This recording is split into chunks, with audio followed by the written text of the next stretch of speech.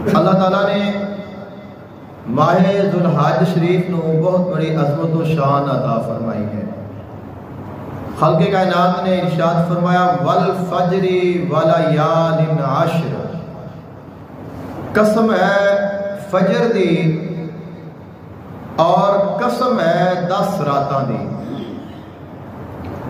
فجر تو مراد ہر فجر دی نماز بھی ہے جیڑی روزانہ اسی ادا کرنے ہیں۔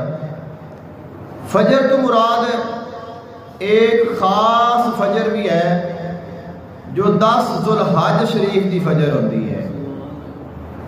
خالق کائنات نے فرمایا مینوں قسم ہے فجر دی اور قسم ہے 10 راتاں دی۔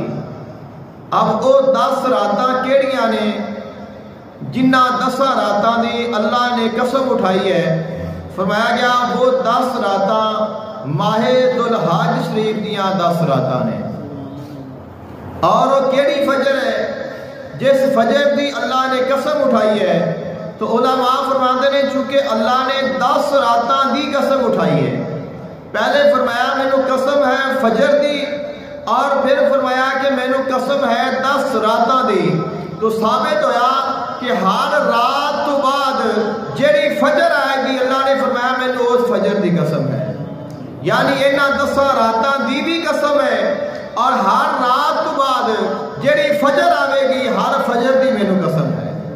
یعنی یہ جڑیاں 10 راتاں نے ماہ ذوالحج شریف دیاں اے بھی بڑی فضیلت والیاں نے، اور اے جڑے 10 دن نے ماہ ذوالحج شریف دے وہ بھی بڑی فضیلت والے۔